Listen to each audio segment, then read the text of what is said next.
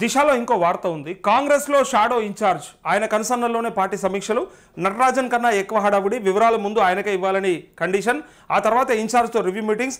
అసహనం వ్యక్తం చేస్తున్న నేతలు అంటూ టీ కాంగ్రెస్లో ఆసక్తికర పరిణామాలు చోటు చేసుకుంటున్నాయని అధికార పార్టీలో చర్చ జరుగుతోంది. పార్టీలో ఓ కీలక నేత షాడో ఇన్ఛార్జ్లో వ్యవహరిస్తున్నారనే ఆరోపణలు వినిపిస్తున్నాయి. కొన్ని రోజులుగా ఆయన హడావుడి ఎక్కువైందని పార్టీ నేతలు అసహనం వ్యక్తం చేస్తున్నారు.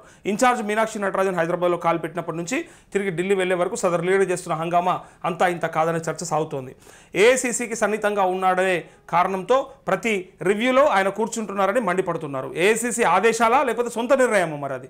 అయితే ఢిల్లీ నేతలతో సన్నిహితంగా ఉండే ఆ లీడర్ పీసీసీ వ్యవహారాల్లో జోక్యం చేసుకోవాలని ఏఐసీసీ ఆదేశించిందా లేక ఇక్కడి పార్టీ వ్యవహారాల్లో పట్టు సాధించాలని ఆయన తాపత్రయపడుతున్నారా అనే చర్చ జరుగుతోంది. ఇటీవల మీనాక్షి నటరాజన్ రాష్ట్ర పర్యటనలో ఆయన హడావుడి ఎక్కువైందని విమర్శలు వస్తున్నాయి. అయితే నటరాజన్ పార్లమెంట్ నియోజకవర్గాల వారీగా పార్టీ సమీక్ష సమావేశాలు నిర్వహిస్తుంటారు. అయితే ఇదిలా ఉండగా నటరాజన్ కన్నా ముందే సెగ్మెంట్ నేతలతో సదరు లీడర్ సమావేశం అవుతున్నారు. పార్టీ పరిస్థితిపై ఆరాధిస్తున్నారు. ఆ వివరాల ఆధారంగానే మీనాక్షి నటరాజన్ రివ్యూ చేస్తున్నట్టు తెలుస్తోంది.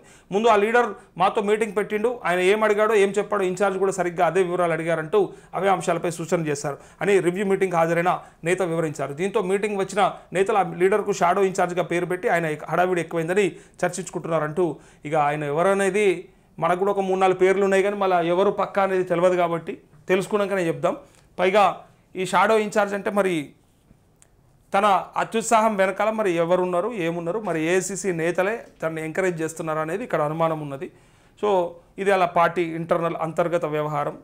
సరే ఏది ఏమైనప్పటికీ నియోజకవర్గాల వారీగా జరుగుతున్నటువంటి సమీక్షలల్లో ముందుగా నాకే చెప్పాలి, నేనే అడుగుతా, ఏముందో నాకు చెప్పండి, ఆ తర్వాతనే మేడంకి చెప్పాలి అన్నట్టుగా చేస్తున్నటువంటి తతంగం ప్రయత్నం ఏదైతే ఉందో అది కొంత అనవసరమైన చర్చకి తెరదీస్తూ భవిష్యత్తుకి ఇబ్బందికరంగా ఉంటుంది తప్ప దీనివల్ల ఉపయోగకరం ఏమీ ఉండదు.